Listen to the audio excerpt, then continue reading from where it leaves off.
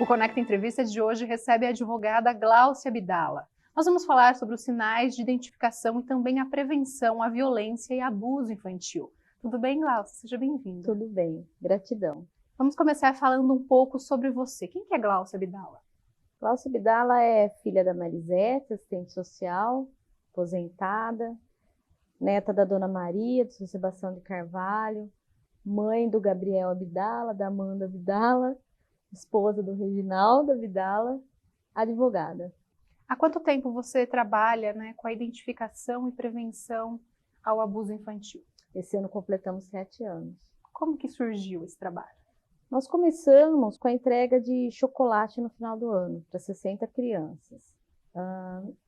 E nessa entrega nós começamos a identificar, alguns sinais, e algumas pessoas vieram fazer a denúncia, pedindo socorro, não fazer a denúncia, mas pedir orientação, pedindo socorro.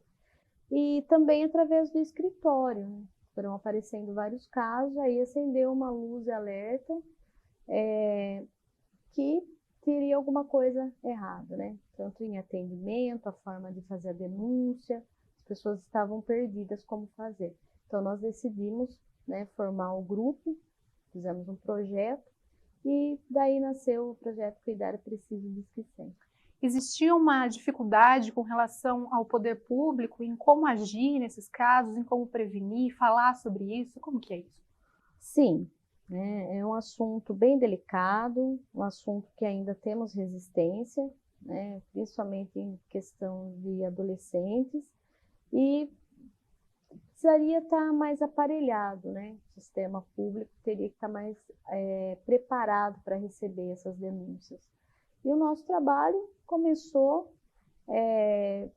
nesse sentido, tanto de conscientizar a população para denunciar e também cobrar do poder público, como receber essa denúncia e como receber essa criança vítima ou adolescente vítima dessa violência ou abuso sexual. Para as pessoas entenderem melhor, Gláucia, o que é esse grupo, como funciona esse trabalho? Esse grupo é um grupo da família e amigos, Começamos eu, meu marido, aí veio a minha mãe, que já tem esse instinto, de social, por ser assistente social aposentada da prefeitura, e foram chegando os amigos. Aí nós nos unimos para fazer as palestras, sempre com um café da tarde, ou um jantar, um café da manhã, para falar sobre o assunto. E durante o ano nós fazemos visitas às comunidades. E final do ano vamos com a festa nessas comunidades que visitamos para levar o presente das crianças. Essas palestras, então, acontecem sempre em comunidades com o objetivo de esclarecer às pessoas o que é a violência contra a criança, é isso? Exatamente, a conscientização da importância do cuidar dessas crianças e adolescentes, de sempre estar atentos aos sinais e conscientizar na importância da denúncia, através do Disque 100. Nessa busca, por essa prevenção e também pela divulgação desse assunto, vocês conseguiram uma lei municipal, do Maio Laranja. Sim. O que essa lei municipal diz? O Maio Laranja, ele institui um mês só para tratar desse assunto, O poder público ele tem que fazer ações para conscientizar e chamar a sociedade para se atentar ao problema. Foi uma luta, a doutora Deise, na época foi a única vereadora que aceitou receber esse projeto, e junto comigo e com o presidente da OAB, Dr. Marcos Vieira, nós fomos defendê-lo em jornais, rádios, televisões, para que conseguíssemos chegar aonde chegamos. Por que a cor laranja? O que simboliza Maio Laranja?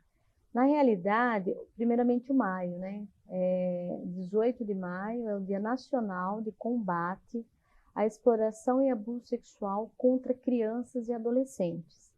Porque no dia 18 de maio de 1973 foi encontrada a menor de 8 anos, Araceli, no Espírito Santo.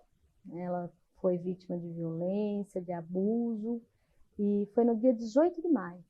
Então, por isso, o Dia Nacional de Combate é esse dia. Quanto ao laranja, é o termo pejorativo, né? Que a pessoa usa criança ou adolescente como laranja, ou para satisfazer os desejos sexuais, ou para obter vantagem econômica, que é no caso de exploração. Araras saiu na frente, porque nós temos um mês todo, né? Geralmente você vê nas cidades, ele instituiu o Dia Municipal de Combate, que é o dia 18, mas nós conseguimos que Araras tivesse um mês todinho para falar sobre o assunto. Qual que é a importância dessa lei na prática? O que muda na prevenção e na divulgação dessas situações? Você chama a sociedade, né, do problema. Você puxa o olhar da sociedade para a importância de cuidar da criança, de fazer a denúncia, de cobrar do poder público o atendimento dessa criança após, né, a descoberta, o respeito, de cobrar o respeito a hora que vai fazer o boletim de ocorrência, a hora que chega no conselho tutelar, no atendimento através do CREAS.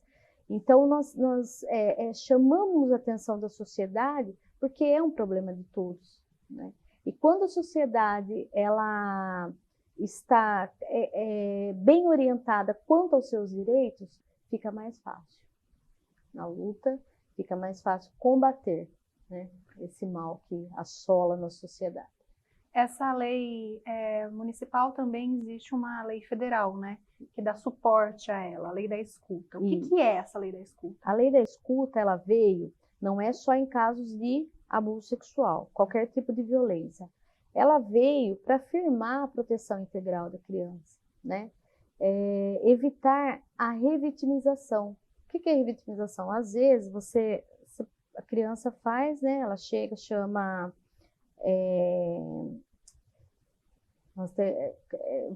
ela faz a denúncia ali, aí ela chega na delegacia, ela tem que falar de novo, depois ela vai no conselho tutelar, ela tem que falar de novo, ela vai na promoção social, tem que falar de novo. E essa escuta, essa lei, ela veio para proteger, né? Então a criança, ela não vai falar toda hora, ela vai falar uma única vez. Às vezes vem, né, chama revelação espontânea, desculpa. Ela vem com a revelação espontânea, depois ela só vai ser ouvida por uma equipe especializada. Por isso que chama a escuta, a lei da escuta. Então, antes você chegava na delegacia, escrivão, investigador, delegado, ouvia. Chegava... Acaba sendo um processo muito traumático, exatamente, né? Tem que ficar repetindo. Aí tiveram casos que chegou numa fase que a criança dentro da delegacia falou, olha, eu não quero mais falar no assunto, eu não aguento mais, não aconteceu nada, né? Porque você revive aquilo. Então, essa lei é de extrema importância para a proteção integral, né? Que é o que o Estatuto da Criança e Adolescente ele prega, é a proteção integral da criança. Então, ela não tem que ficar... E também ela traz responsabilidade para os servidores públicos que pegam esses casos, que não podem ficar discutindo em corredores, em sala de café, através do WhatsApp. Então, ela vem proteger essa vítima. Sim. E é de extrema importância. Eu acho que foi uma das melhores leis em relação à violência infantil, foi a lei da escuta. Cláudia, nós vamos para um rápido intervalo e voltamos já.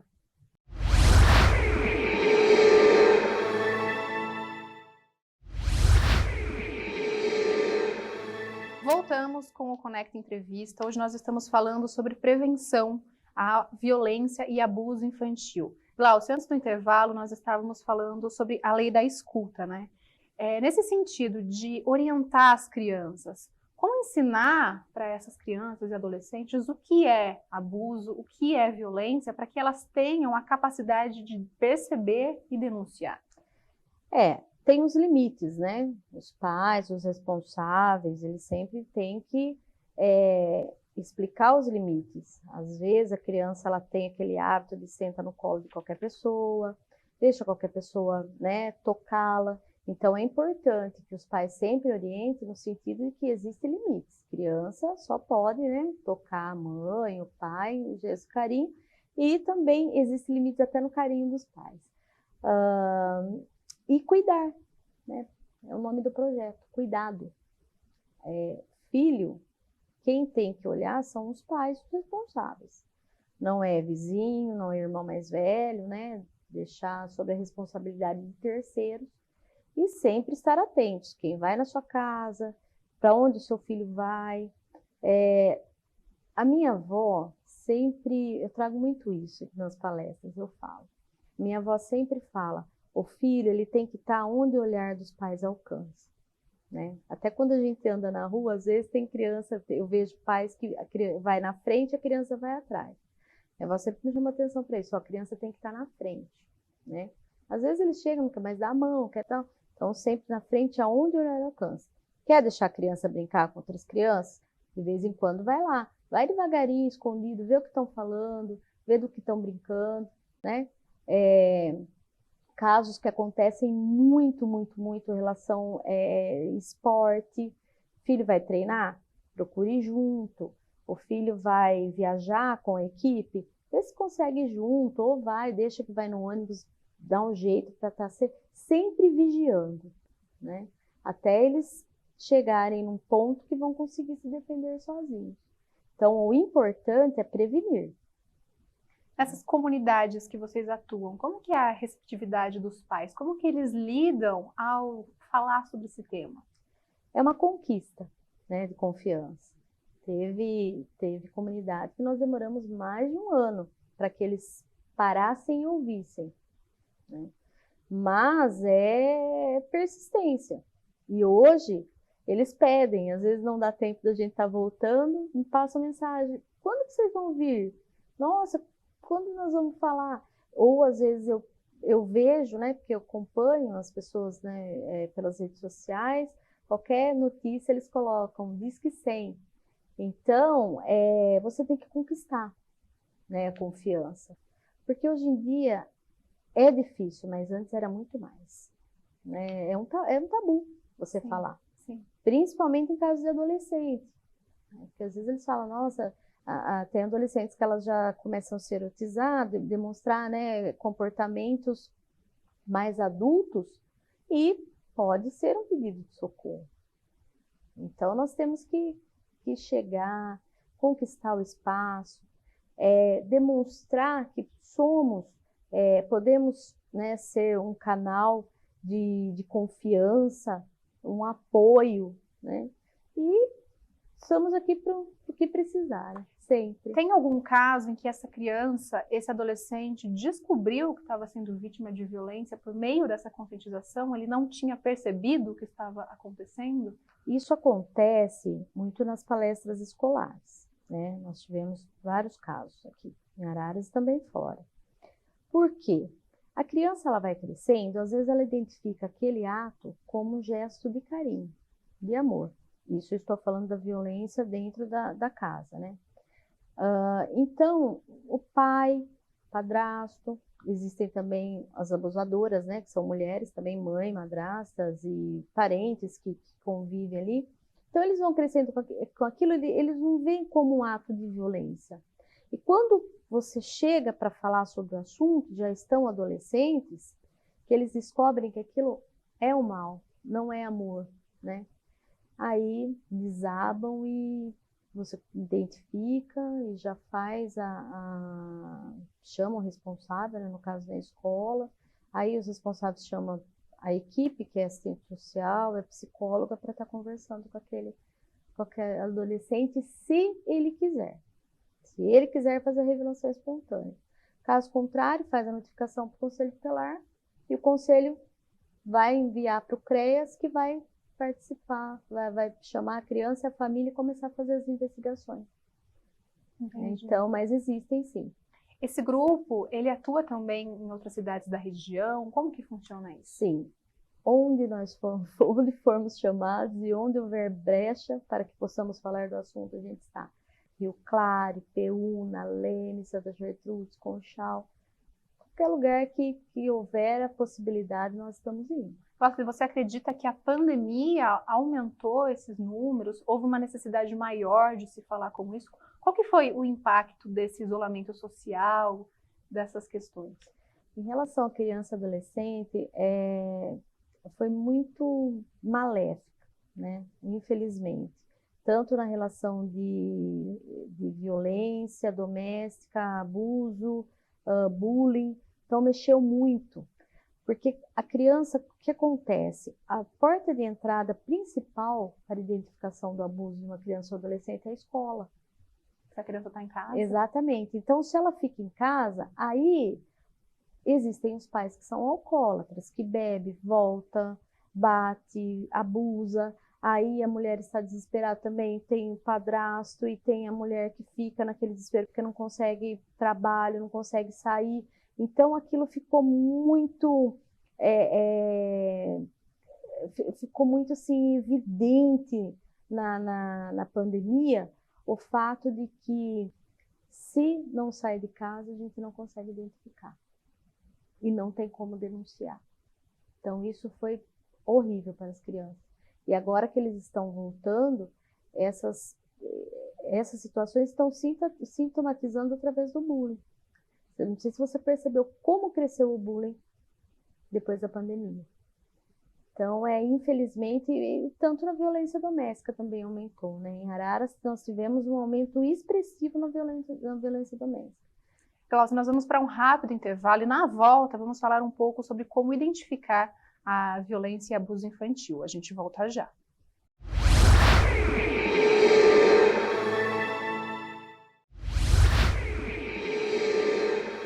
Voltamos com o Conecta Entrevista e agora nós vamos falar um pouco, Glaucia, sobre como identificar esses sinais de violência.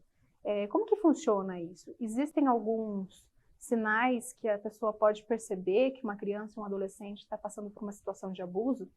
Sim, é nesse ponto a importância do cuidar, né? Quando você cuida, você pega uma criança, ela chega de algum lugar, você vai dar um banho, você percebe se a fralda está suja, né, se tem algum indício ali de violência, se a criança está roxa. O adolescente, ele vai mostrar outros sinais, se ele é uma criança alegre, ele vai ficar triste.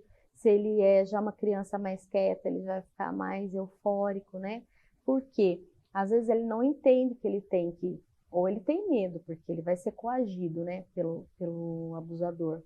Então é muito importante prestar atenção nos sinais, porque o corpo ele pede socorro. Tem casos que são identificados através de desenho. Nós temos um caso aí que várias pessoas que trabalham na causa, assim, a gente sempre usa esse exemplo, que foi descoberto abuso através de um desenho na escola, que a criança fez uma linha de pipa, só que a linha ela ia no órgão genitor do pai, né? Então, no órgão genital do pai, desculpa, no órgão genital do pai. Então, através disso aí, eles descobriram que estava havendo um abuso. E, como eu já disse, as adolescentes, né, elas começam a erotizar no comportamento, também é uma forma do corpo pedir desculpa. Às vezes elas nem têm noção do que é aquilo, né, que é uma violência, mas elas já começam o corpo pede, né, o corpo pede. Quais que são os tipos de abuso que podem ser sofridos por essas crianças? Então, tudo que for para satisfazer o desejo sexual de outro, aquela criança for usada, é um abuso sexual infantil, contra criança e adolescente.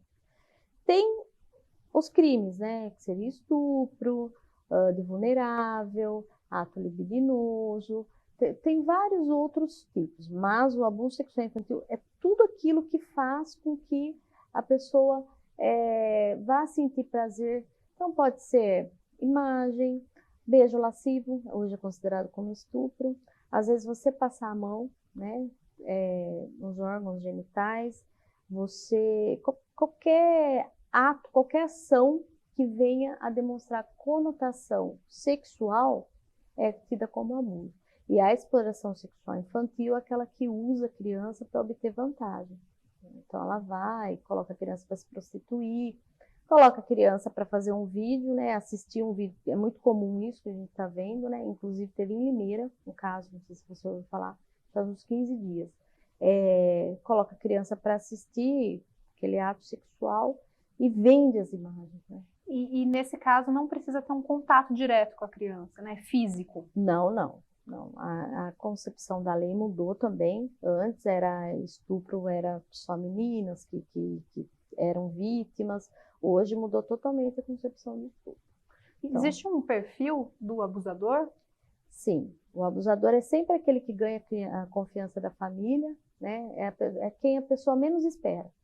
Ele chega devagarinho, vai ganhando a confiança da família, consegue tirar a criança daquele ambiente familiar de segurança, identifica quem que a pessoa tem mais preocupação, às vezes tem um vô, um tio, um pai, a mãe, aí para não a criança não contar o que está acontecendo, ele começa a ameaçar a vida dessas pessoas que a criança quer proteger. Glaucia, existe uma resistência familiar para aceitar essas condições? Vamos supor o caso de uma mulher que quem abusa é o padrasto. Existe uma resistência com relação a isso ainda? Sim, sim, às vezes a mãe não acredita. Teve um caso, não faz muito tempo não. Uma menina de 12 anos, né, que foi identificada, ela foi assistir uma palestra, acabou fazendo a revelação espontânea, e a mãe não acreditava, porque o pai era rimo de família, né, a mãe não trabalhava e o pai tinha que sustentar. E não, a menina que estava errada, porque ela já namorava, já tinha tido relação sexual com o namorado e tal. Imagina que o pai não teria feito isso. E a menina era abusada desde 7 anos de idade. Qual que é o impacto de não acreditar no que essa criança, esse adolescente está dizendo? Infelizmente, essa pessoa deveria ser o porto seguro, deveria acolher, né? Mas ela não acolhe, ela julga. Ela julga e não dá e não valoriza a revelação da criança. Isso faz com que a adolescente ela perca mais a confiança na família. Ela passa a acreditar que a culpa é dela, entendeu? Quando ela passa a acreditar que a culpa é dela, ela se culpa e aquilo não causa um dano psicológico tão grande na vida daquele adolescente que ele vai provavelmente passar a ser um abusador no futuro. As mulheres ainda são as maiores vítimas dessas violências? Não, nós temos, eu vou falar para você, olha, os meninos, a última estatística que eu vi era em torno de 27% de meninos, acho que até 12 anos, e de meninas era 36%. Se eu não me engano, se não me falha a memória. Estamos chegando ali ao pai. Só que os meninos, eles são até 12 anos, né, o índice é maior. E as meninas é depois também. No caso, quando vocês identificam uma situação de violência, como que o grupo age? Quais medidas são tomadas? Hoje nós temos a lei da escuta na cidade, né? Eu faço parte do comitê, sou representante da OAB no comitê da escuta e foi implantado, né, por uma exigência do Ministério Público. Essa lei é de 2017, foi implantado agora, comitê. Então nós temos um fluxo de atendimento. Então quando eu estou numa palestra, chega uma criança e quer fazer uma revelação espontânea, isso serve para qualquer pessoa, tá? Nós temos a porta de entrada, as portas de entrada, que é o Conselho Tutelar, a escola, o CREAS, os hospitais, né? Então, a criança sente de fazer a revelação, ela faz, nós preenchemos uma ficha e encaminhamos para o Conselho Tutelar. Qualquer pessoa pode ser. Vamos colocar que a pessoa chega para você, né? Te encontra na rua uma criança, ela fala assim, olha, eles chamam de tia, né? Tia, tá acontecendo isso, isso, isso. Você pode colher, né, essa revelação e fazer a denúncia junto ao Conselho Tutelar. Isso é muito importante, né? Nossa, demais. Mas porque nós precisamos trabalhar com prevenção, né? Prevenção é conscientizar a população, a cuidar, incentivar a cuidar da criança, ver aquela criança como uma joia rara que você tem que ter o maior cuidado e carinho para que não ocorra. Caso aconteça, né, infelizmente, aí nós temos que conscientizar a população a procurar ajuda e exigir uma ajuda de eficiência. Né? Cláudia, é isso. Muito obrigada, viu? Foi Eu que ótimo. agradeço. Muito importante falar sobre esse tema, né? Olha, eu sou grata, né, à Rede Conecta por essa oportunidade e estar falando no assunto, que é um tabu, né, ainda é um tabu. É muito difícil alguém aceitar, falar, e vocês agora fazem parte do cuidar, tá? Porque cuidar é preciso e diz que sempre. Qualquer pessoa que tiver alguma dúvida, se tiver alguma desconfiança, diz que sim, denuncie, é anônimo, não vai ter comprometimento, ou ligue também no conselho tutelar. Obrigada. Tá bom? O Conecta Entrevista fica por aqui. Muito obrigada pela sua companhia. Até semana que vem.